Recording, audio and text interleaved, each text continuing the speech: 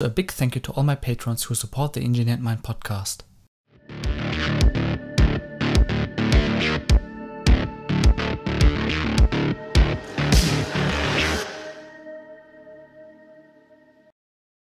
Hi and welcome to the Engineered Mind podcast. In this podcast we cover topics such as engineering, artificial intelligence, neuroscience and other interesting topics to educate, inspire and engineer people's minds all around the world. I am your host Yusuf, and for this episode of the podcast I'm so happy to welcome Eric Jorgenson to my show. Eric is a startup growth guy, writer and rarely an angel investor. He is on the founding team of Zaarly and has been publishing online since 2014. His business blog, Evergreen, has educated and entertained over 1 million readers. Eric is on a quest to create and eat the perfect sandwich. He tweets at Eric Jorgenson and publishes new pieces and projects on ejorgenson.com. In this podcast, we talked about leverage, what leverage is, the book on Naval Ravikant, most compelling ideas from Naval, happiness, the concept of meritocracy, Jack Butcher, and much more interesting topics. For updates on upcoming podcasts, projects, and videos, make sure to follow me on Twitter as well as on Instagram. To join my weekly newsletter engineeredmind.sh, where I share exclusive content, visit yusuf.substack.com. And now, ladies and gentlemen, here's my podcast with Eric Jorgenson. So Eric, welcome to my podcast. It's really a pleasure to have someone who's not an engineer on my show. Today we want to talk about the book you've written, which is very interesting, but also talk about other aspects in life like tech you see in the future, new trends and so on. But before we get into that, maybe you can give the audience an introduction. Who is Eric Jorgenson?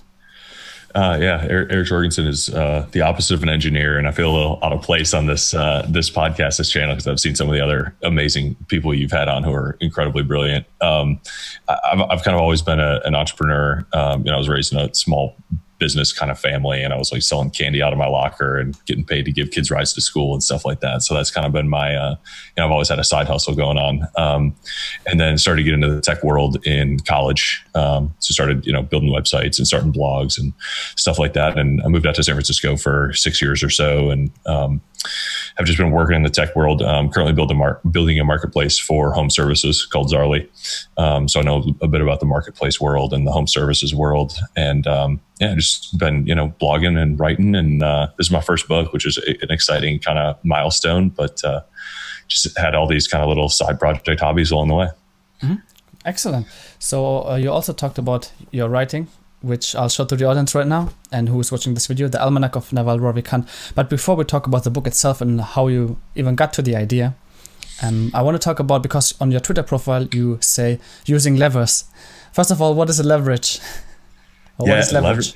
Leverage is a very cool kind of mental model that, on the one hand, it's a simple machine that's as old as time, but Naval, I think, did us all a big favor by kind of labeling it and categorizing it. And I think we're seeing, he calls 3 different kind of classes of leverage. There's labor, there's capital, and there's, digital products or products with low marginal cost of replication. So he kind of says that started with like the printing press and carries forward now in code and podcasts and books and blogs and things like that, where one person can create something once and 1 million people can consume it. So that's, in a way what we're doing with this podcast.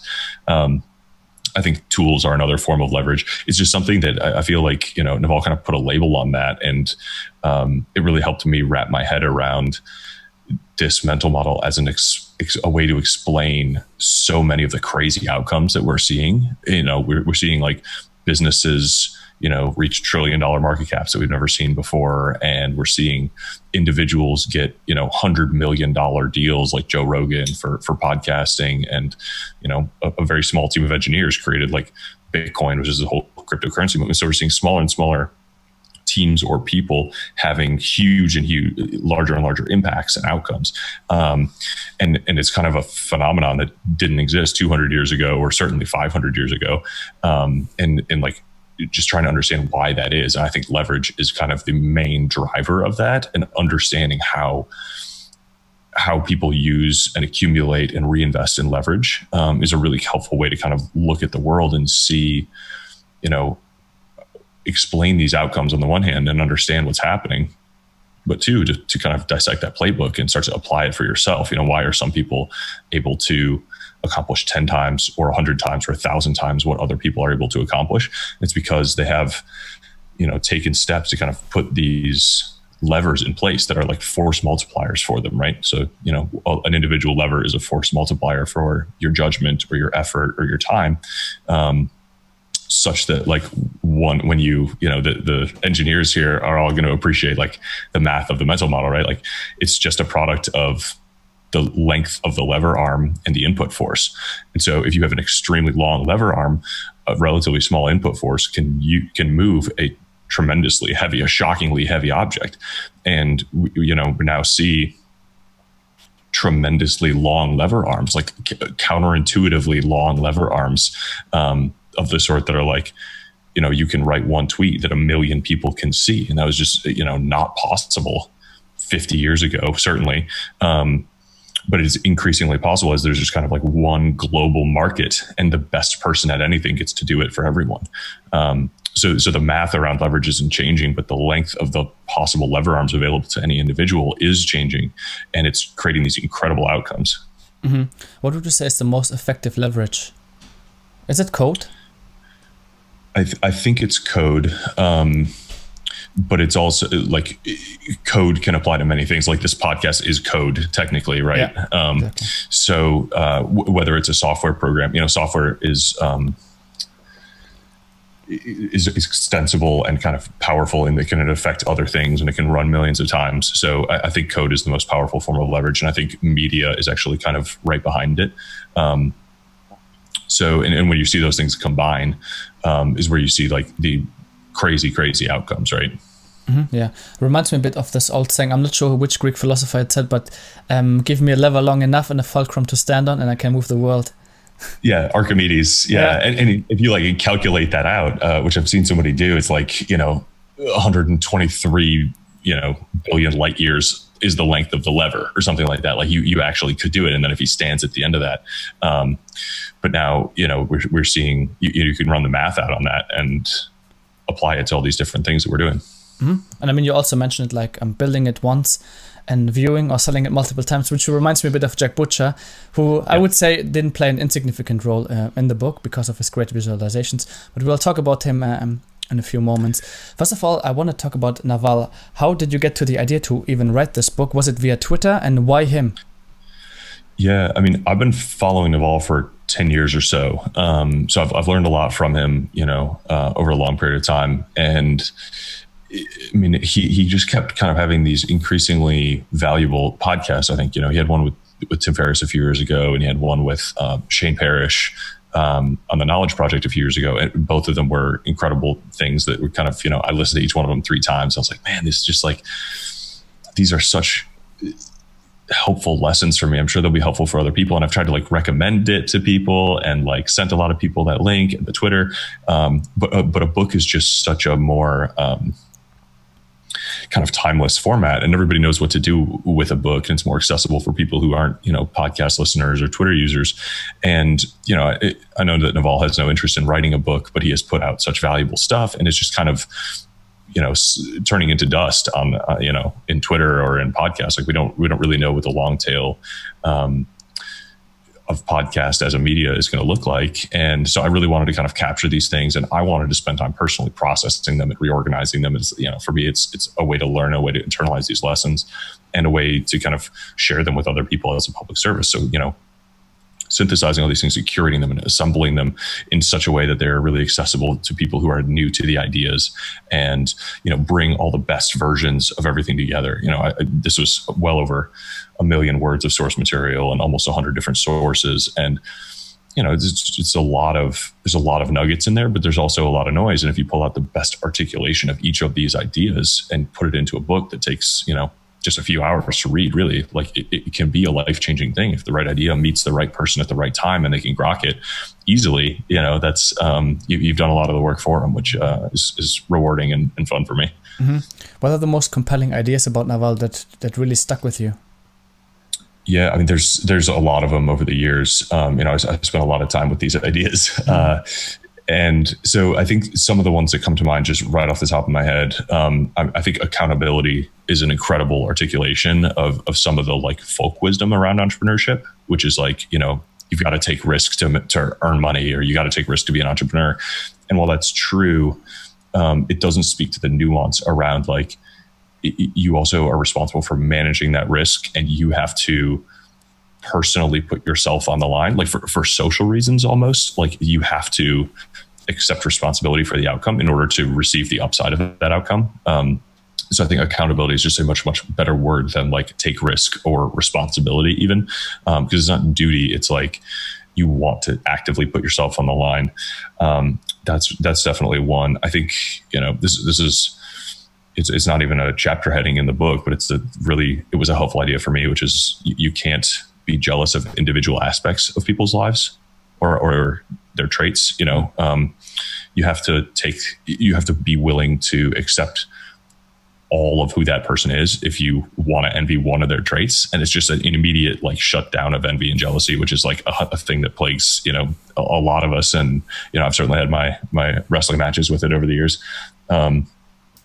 So just little tricks like that are so helpful. And I mean, another is that Naval's, he's a very gifted at distilling and synthesizing things. And so while, you know, this is not original to Naval, just the idea that, you know, happiness is a choice and is a skill, you know, on the one hand, that's timeless Buddhist wisdom. On the other hand, it's, you know, I happen to be scrolling Twitter and he was the one who put it in like a helpful way that stuck in my head. And so like, that's a super valuable, you know, thing to have and remind yourself. And, you know, it never like put conditions or goals between you and happiness in the present moment. Mm-hmm. What does happiness mean to you personally?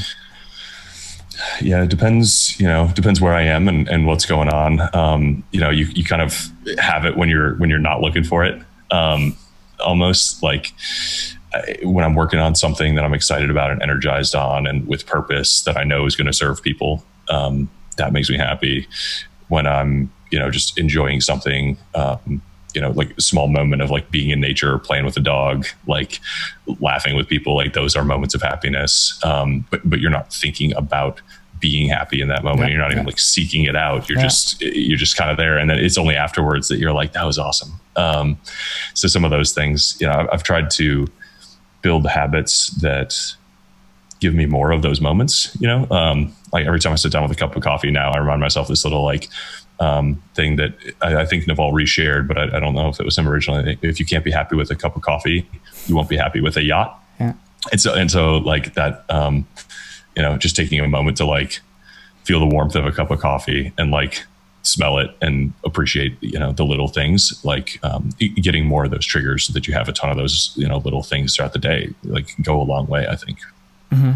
Yeah, and I love that you also explain it in a very intuitive way, because if we look for something explicitly, I think we sign a kind of a contract for unhappiness somehow. Because when you want to be like buff and shredded and whatnot, and then you always compare yourself to others in a kind of competition, or if you, let's say, you look for happiness or you want to have that car, then you basically sign a contract for unhappiness, which you will only end basically once you have it, and then the hedonic treadmill kicks in. You want to have the next goal, next thing.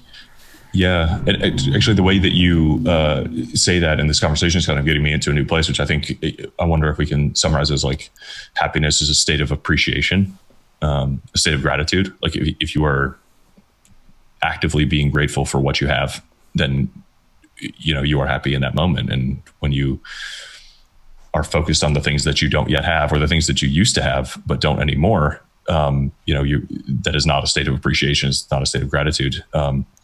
And you maybe, you know, you're in a state of desire, as you said, and you're losing that moment. Mm-hmm. Can someone learn to become more appreciative of things surrounding? Oh yeah, absolutely. I mean, it's another thing that, you know, Naval says more succinctly than I can, but it's just, you know, your mind is much more malleable than you think.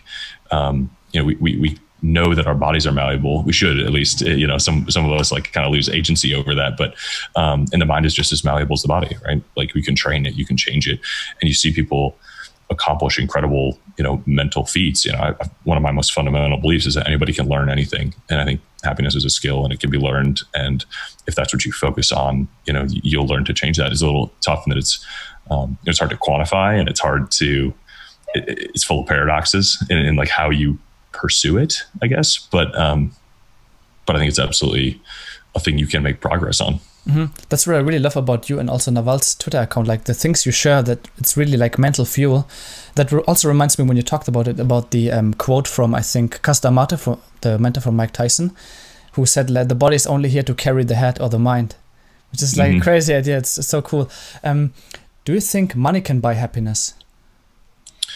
I think money can enable happiness. It can create space for it. It can remove maybe some of the trials and problems that interrupt your happiness, but it certainly doesn't, one of the things that I'm most interested in, and I hope maybe somebody can solve this within our lifetimes, is that I'd be very interested to see a normalized, look at the actual, all of the neurochemicals and the subjective experience of all of humanity adjusted for like what's actually chemically happening in the brain. Like how much happier, are we than someone who, doesn't have a house and doesn't have electricity and is just kind of like walking around outside in, a developing country. Are we actually like neurochemically, objectively better off? Or do we just think that we are because we have more stuff? Like, we tend to use, possessions or status or wealth as a proxy for happiness because we don't really have a better measurement or understanding of what's happening in each other's brains. But I don't think that's, necessarily true. And I don't think it's impossible to get that data set. And I think it'd be really interesting. I think it could really rearrange a lot of society to see, who is actually like from an objective measure, like experiencing, having the best objective human experience. You mentioned wealth and status. I'm not sure if I'm misquoting you right here, but I have a quote in mind, which is seek wealth, not status, or was it vice versa? I'm not sure. Seek, that is a tweet from the original kind of How to Get Rich Without Getting Lucky Naval Tweetstorm. Yeah, seek wealth, not money or status. And learning to distinguish those things. Most people, we have a habit of seeing money as well and wealth as the same thing, or seeing that status and wealth are correlated, which is sometimes they are, but sometimes they're not. And a lot of people conflate two or three of those things and just end up chasing the wrong thing or not, end up down a dead end, because they can't separate and aim, like work precisely towards what they're looking for. Do you personally think, because you have a lot to do with, like, you're surrounded by successful people, I'd say that a lot of successful people have to go through a lot of shit mentally, maybe also in life, to be where they're at? Do you think so? Yeah, I think that's true. I mean, I think here's, I think successful is everyone gets to decide their own definition of success. And so, that's a starting point for that. But there's also, you have to accept a lot of responsibility for a lot of things. You have to decide to, and then actively spend a lot of time changing your external circumstances in order to kind of be perceived as successful, right? Like, at least in the definition that I think you're using, and that takes a lot of, you spend a lot of time desiring change. You spend a lot of time trying to inflict it. You spend a lot of time failing because, your first approach rarely works. And I think that there's this is a rough kind of idea now, but I think there's like a triangle. I picture a triangle where there's, power and comfort, and you're trying to kind of, you make trade-offs between the two of those. You can't have power and comfort, and freedom is the other point. Like, if you want to be free, you can give up your comfort and you can give up your power, and you can be totally free and independent. If you want power, you give up freedom and you give up comfort. A lot of people think that to be powerful is to have freedom, or once you are powerful, you will have freedom. And I think that is not true. And you have to give up comfort if you want either of those other things. So you can choose to be comfortable and not, not pursue success, not pursue power, not pursue freedom. And plenty of people do that kind of by default. And I don't think there's anything wrong with any of those decisions. It's just important to recognize what the trade-offs are, and maybe understand that you can't optimize for two of those at the same time. How do you see it personally? I think a lot of successful people, especially people like Bezos, Musk, are being attacked for being wealthy or for being successful. How do you see this personally, and what do you think is going through the minds of these people who are just sometimes blindly hating people for being successful? Yeah, I don't agree with it, but I do try to empathize with it, and I try to understand it. And I think I try to always start with the like everyone is rational from their own perspective mindset, and for whatever set of life experiences those people have had, they believe that they're being wronged. And while I don't think that that's true. But I'm enough of a capitalist, and I've studied enough economics to know that kind of you don't usually get to be that wealthy without creating enormous consumer surplus. Is the term in economics, right? Everyone who exchanged with you to make you as wealthy as you are is better off for that exchange by definition. They would not have chosen to make that trade in a free capitalist society if they weren't better off by it. And so, for every trillionaire, especially the ones that are, made in their own lifetimes from scratch, essentially. I mean, not that they didn't have plenty of help along the way, and investors and supporters and parents and education and infrastructure, but I don't think there's any doubt that like Jeff Bezos has done more good for humanity than the person who is criticizing Jeff Bezos for being as wealthy as he is, right? Yeah, right. So I think, you can make a totally different argument about like monarchs, I think, or dictators or something like that. But I think in a free capitalist society, you especially in an age of increasing leverage and increasingly extreme outcomes, the fact that we have increasingly uniquely wealthy individuals is a sign of a productive, innovative society, not a sign that a sign of social injustice, right? And I would say also, like, most of those people have dedicated themselves to giving all of their wealth away after they die. And so the fact that, it's not as simple as like he's got all that cash in a bank account and like him keeping it there is making you worse off. Like that's not how it goes, and that's not a high agency mindset, right? He can't just sell that. If he just sold that stock and gave it all away, like, I don't know, it would, I don't think it would be better. I don't think anyone would actually be better off over any sort of meaningful time period as a result of that. Mm-hmm. Do you think it's also people being envious about this particular person or successful people in general? Sure. I think there's an element of, blaming and complaining is like the path of least resistance for the ego, right? It is easier to project your unhappiness onto an external person and than it is to confront what you don't like about yourself or your own behavior. That's something that I'm trying. It is hard, but anytime you find yourself angry or jealous or, it is almost always a result of something that you are subconsciously disliking about yourself or your current behaviors or actions. And it just is really hard to like remember to turn that attention back inward and turn that anger, like inward a little bit and dispel it and turn it into something productive. I think those are,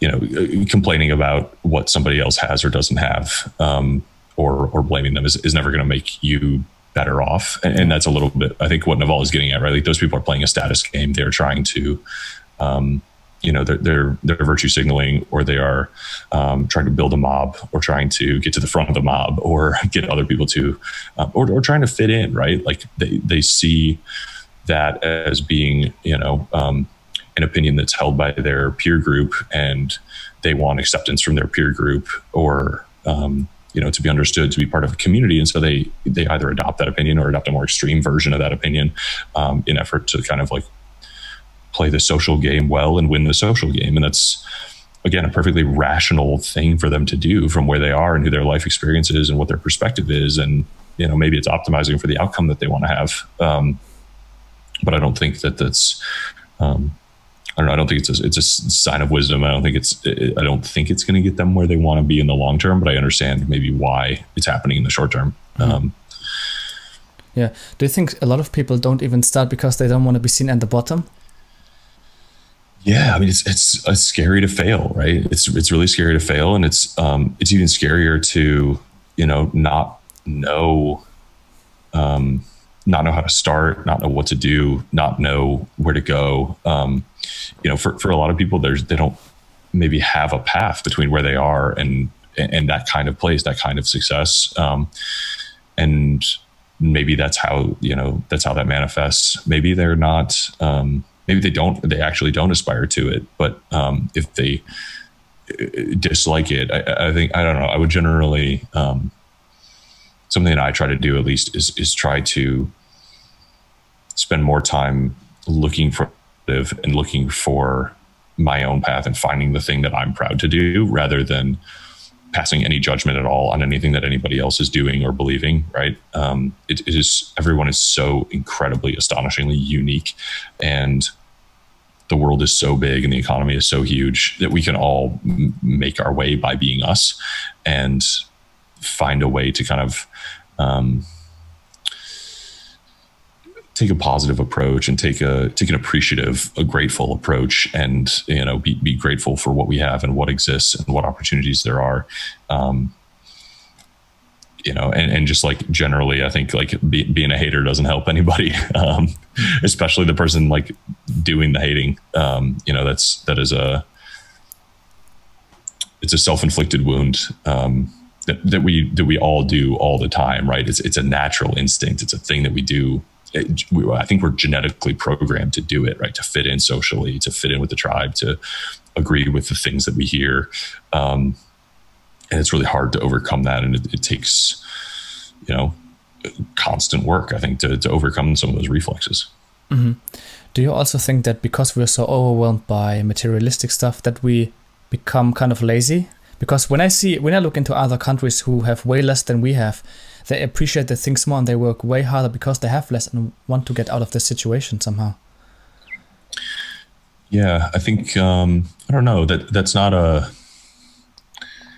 I don't want to pretend to know kind of what other people are going through. I do think that there's maybe we can all, in the developed world, have a level of physical comfort, and that we certainly could not have ever had, 100 years ago, right? Like it is not that expensive relative to the amount of work it takes to get like, a roof and an air conditioner and some electricity and a TV, and you can be pretty comfortable for a long time without working that hard. And, back to our triangle of comfort, power, and freedom, like you can, if what you are seeking is like a physically comfortable life, you can do that on not very much work. And I don't think there's anything evil about optimizing for comfort, right? Like if that's what you want to do, and this is perfectly wonderful. It is not, those aren't my values, and that's not what I want to do, but I certainly don't begrudge people who want to do that. I don't think everyone has to want to become successful or want to build things or want to, create art. I think, they may be better for it if they did. They may enjoy it more if they did, if they produced instead of consumed. But if they don't want to, and if I'm wrong about that, then great. Like, do what you want to do. Mm-hmm. To quickly come back to the book, the title is The Almanack of Naval Ravikant. Can you explain the almanac? What does it stand for? What does it actually mean? Yeah. It sounds like you already know. But explain it. Yeah. One of my favorite books of all time is Poor Charlie's Almanack, which is this compilation that Peter Kaufman put together of Charlie Munger's writings and speeches and a little biography. And I picked it up at 21, and I think it was like the most formative book I've ever read, probably. And that in itself was an homage to Poor Richard's Almanack, which is the book written by Benjamin Franklin, kind of under a pseudonym. And I just love this tradition of almanacs, and those books have been formative for me. So when I realized kind of what I was doing, subgenre almost of like books written, curated books almost. Buffett and Munger have a lot of them, my friend Max Olson put together like the letters of Berkshire Hathaway, and Trent Griffin has written a book that compiles. Peter Bevelin has done a lot of just like using the raw materials from Buffett and Munger's speeches to compile great books. And I loved the lineage of almanacs, and I thought that this was very much in that spirit. And I think like it was a great label. And then, I mean, once I came up with the wordplay of Navalmanac, I couldn't put it down, and it just seemed obvious. And I love it. And I hope, that this almanac lives up to the lineage of the other almanacs. I think that I hold those in very high esteem as books, and they've been life-changing for me. I hope this one kind of carries that on. Definitely. I like the way you have written the book. I assume it was a ton of work, and I think there's also a free PDF, but I would recommend anyone, if they want to support you, especially in the whole surroundings of the book, then make sure to get it, because I got it myself. I have the PDF plus the book, so that's definitely, you have to give it a read. It's really good. And if you're listening to this podcast, make sure to get the book from Eric. You also have the visuals from Jack Butcher in your book. What do you think about him and his approach of doing business?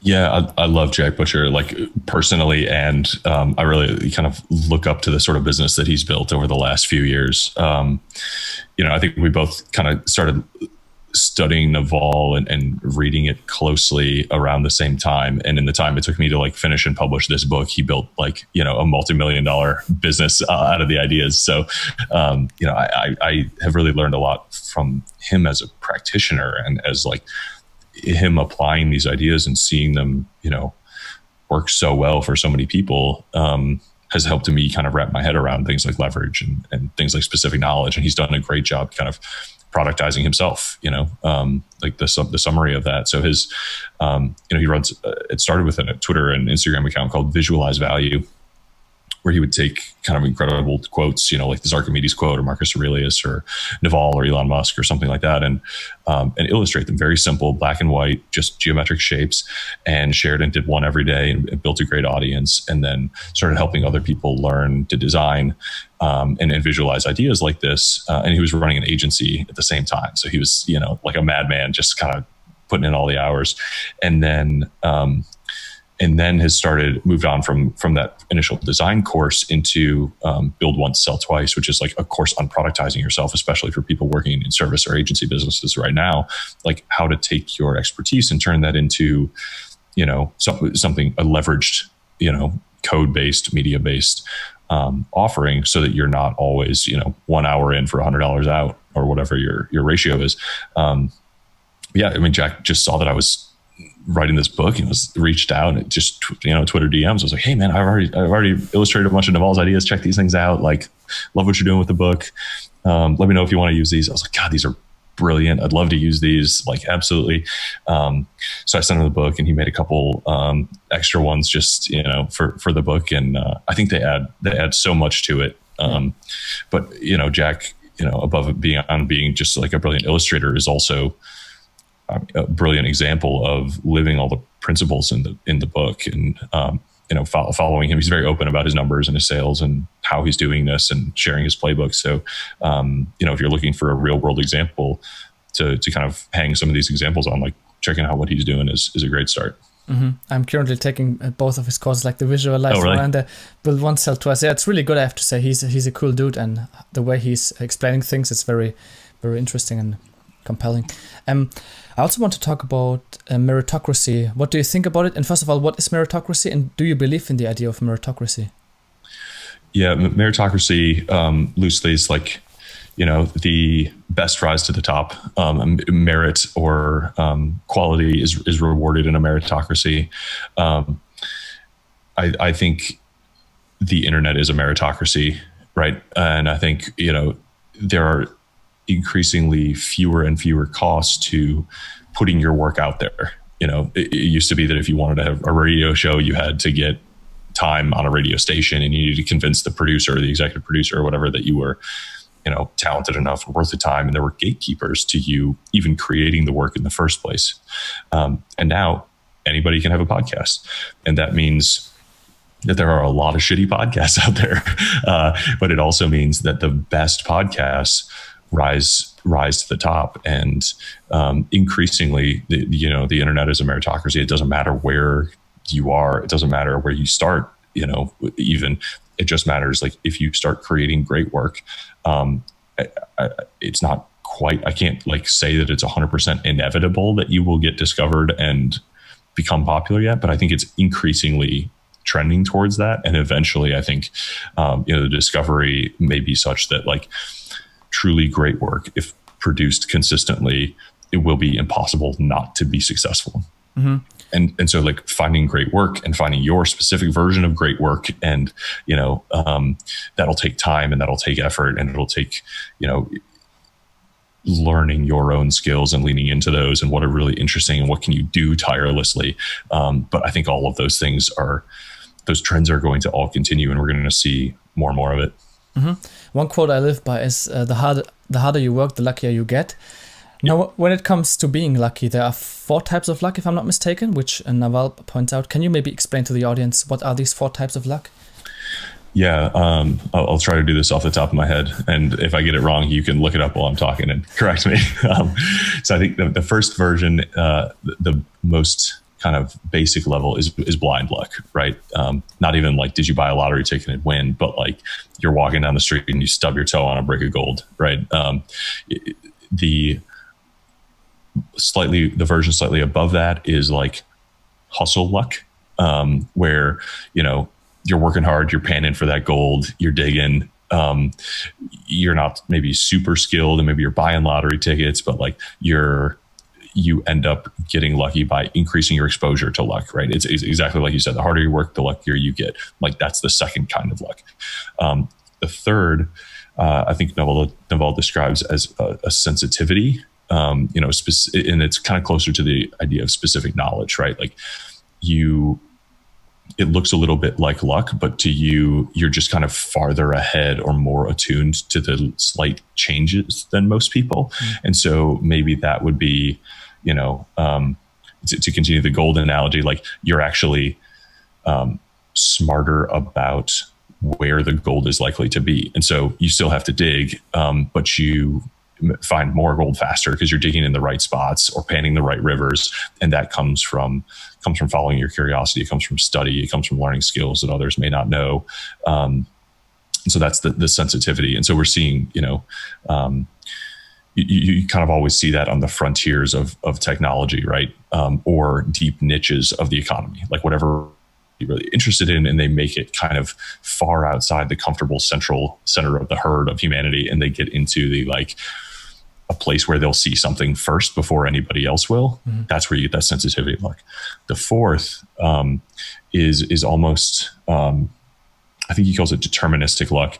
And it is basically like you become so specialized in your skills and so well known for being specialized in your skills that, as he says, luck becomes your destiny. Mm-hmm. Like you it almost can't you can't not get lucky. And so like the canonical example of this is just Warren Buffett. Like Warren Buffett gets calls to do deals that no one else on the planet gets, and he gets deal terms that no one else on the planet gets because of the reputation that he's built, the skill set that he's built, and the cash that he has access to. He can do things that nobody else can do.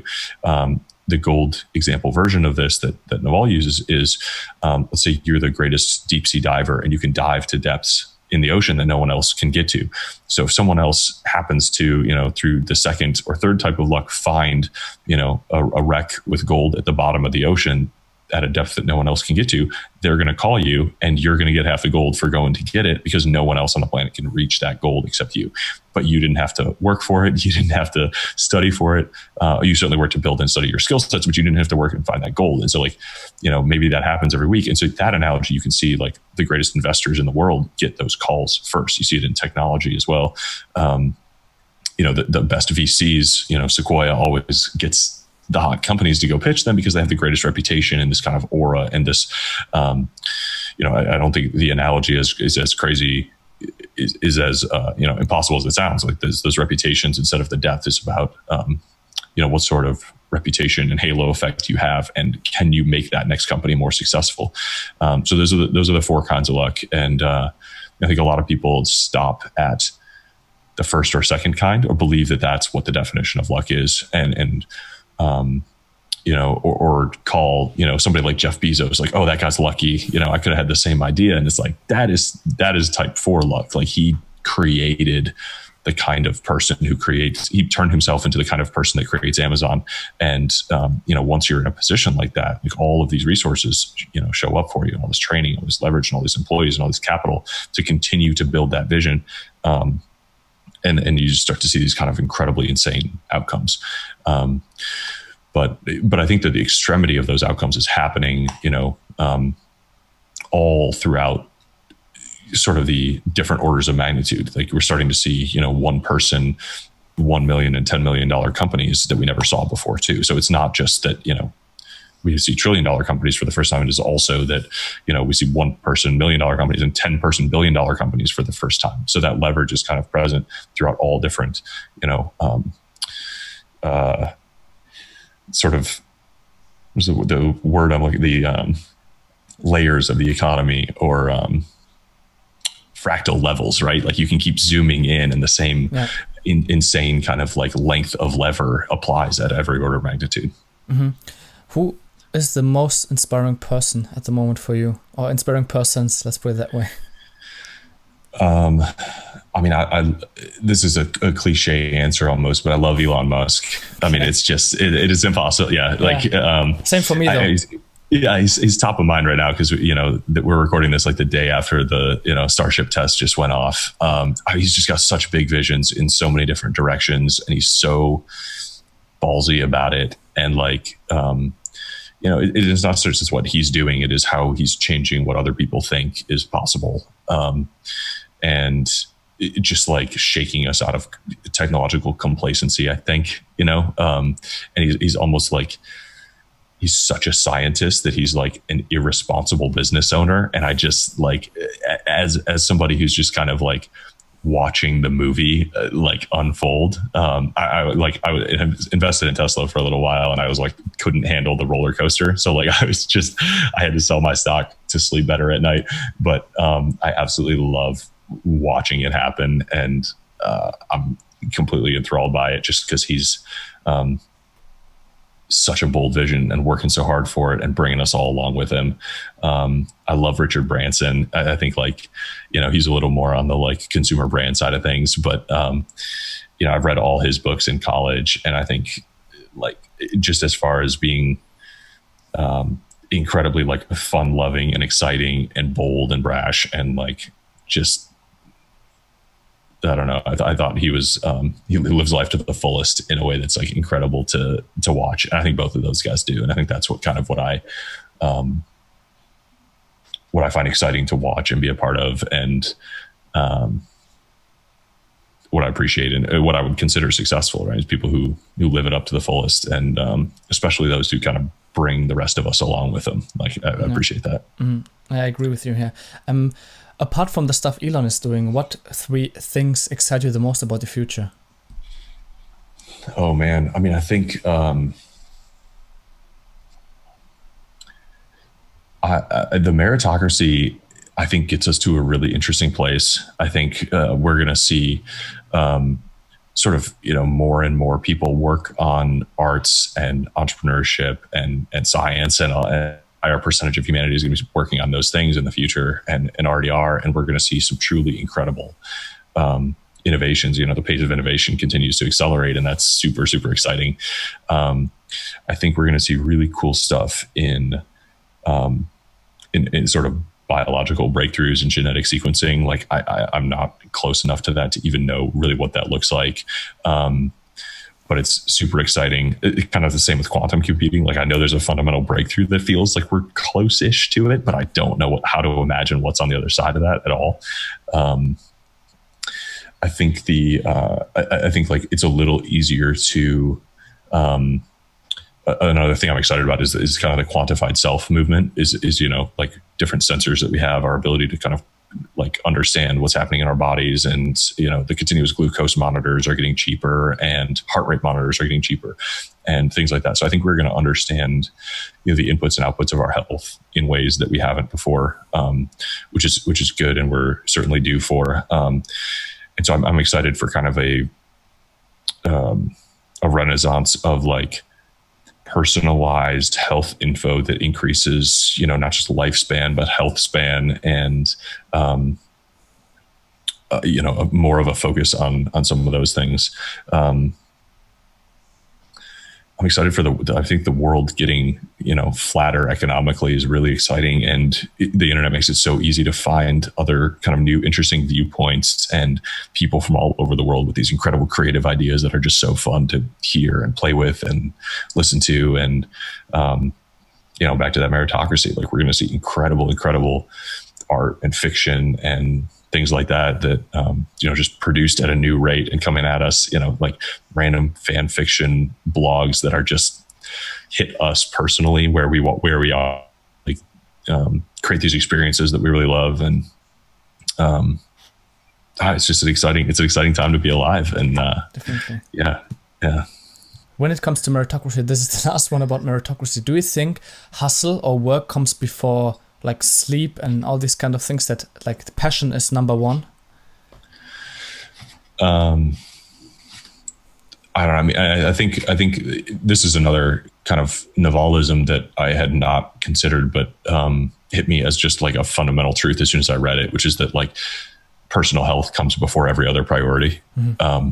And I think, I certainly in my 20s, I did not always live this way, but I think like, we always want to play the long game and make generally healthy choices. And at the same time, like when you catch the bug and you're in a flow state and you just want to work for 36 hours, like fucking go for it. But like, you shouldn't be like flogging yourself to do that all the time. Because in this high leverage world, like doing the right thing well matters more than how much you do.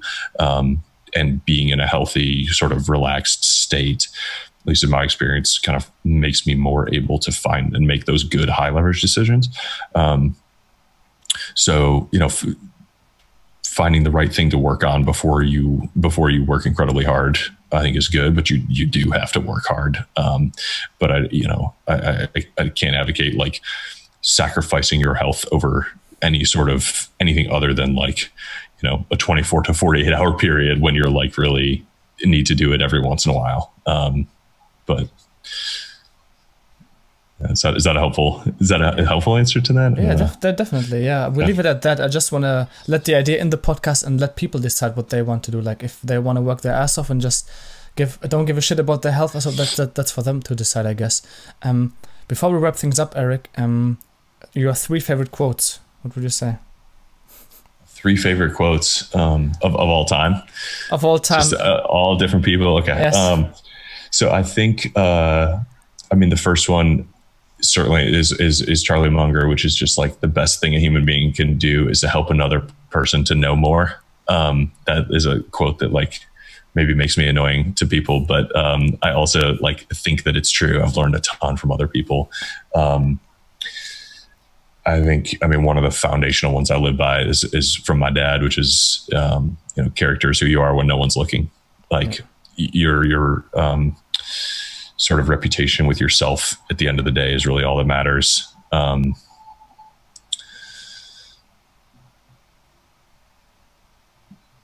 What's another?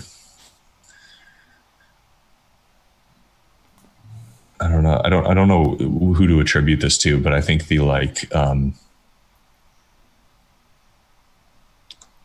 just realizing that like we are all, we are defined by our relationships with our community, I think, and understanding that, we thrive when we connect with people, and when we serve people, and we can find our own ways to do that, and we can determine how best to use our skills and who we want to serve always. But, I'll use that quote from Bob Dylan. Everybody's got to serve somebody. So that works. And it just embracing that and, finding your own way to do it and contribute and, be a part of the community. And,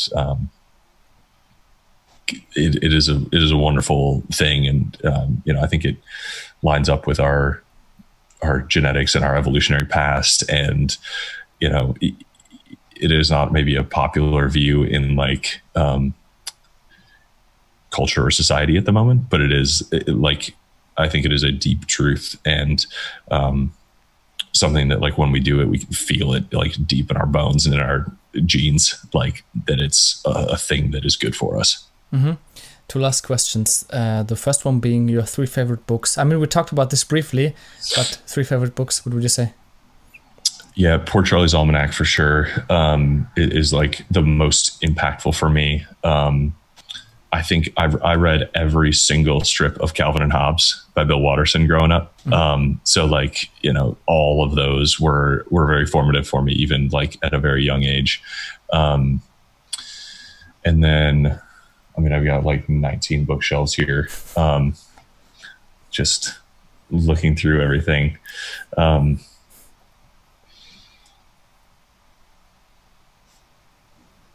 I really, I like Skin in the Game as well from Talib. There's so many. I loved the Status Anxiety by Elaine de Botton. That was like a really interesting one. I loved everything that like Roald Dahl has written. I love Douglas Adams. We're well past 3, but you know, it's hard to narrow it down. Just keep going.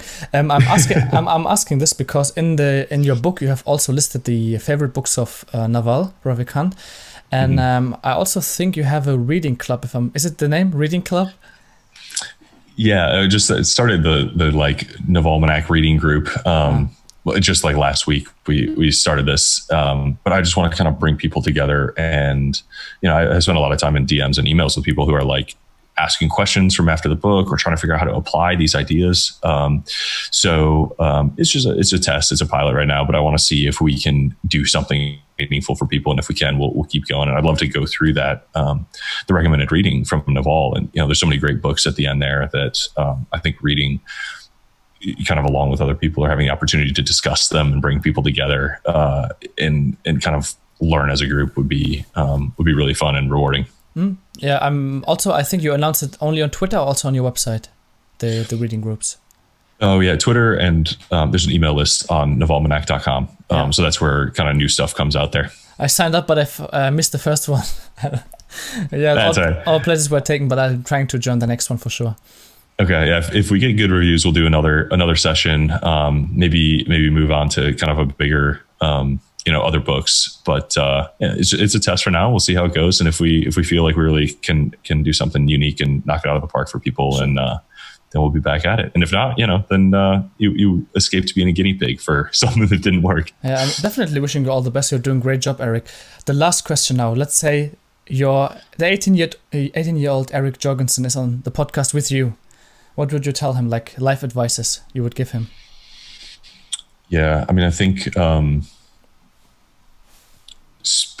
would try to spend more time on the things that felt curious to me in the moment, like less shoulds. It's kind of a weird paradox, but like I feel like the more I just do things that are interesting to me in the moment, the more it all works out, and whatever I absorb the best and learn the most from whatever's most exciting to me at the moment. And so I spent a lot of time kind of trying to like do what I perceived as my duty, instead of like just following my heart and assuming it would all work out. And like, interestingly, I think like if I did, it just like winged it all the time, whatever felt right in the moment all the time, like it would also work out, and work out great. And yeah, it's hard to believe that, I think, and it takes a long time to like see that pattern play out and give yourself the space to kind of keep doing it more and more. But I think it's true. And if I could learn that a little more firmly and a little earlier, I would. Perfect. With that being said, Eric, I thank you so much for taking the time even to be on this small show. And you said in the beginning, it's like you're not an engineer, but even though the podcast is called Engineered Mind, I think we as an audience learned a lot from you. And I hope that people will get the book. I really would appreciate that, because it's really great, and I think everyone should read it. I also put all relevant links to your website, Twitter profile, and so on in the description if they want to look you up. Anything else from your side, Eric? No, I'm happy to be here. I appreciate the thoughtful questions and conversation. This is fun. Like I learned something. I hope, everybody listen and enjoy it as well. Thank you so much, Eric. Take care. You too. Thank you.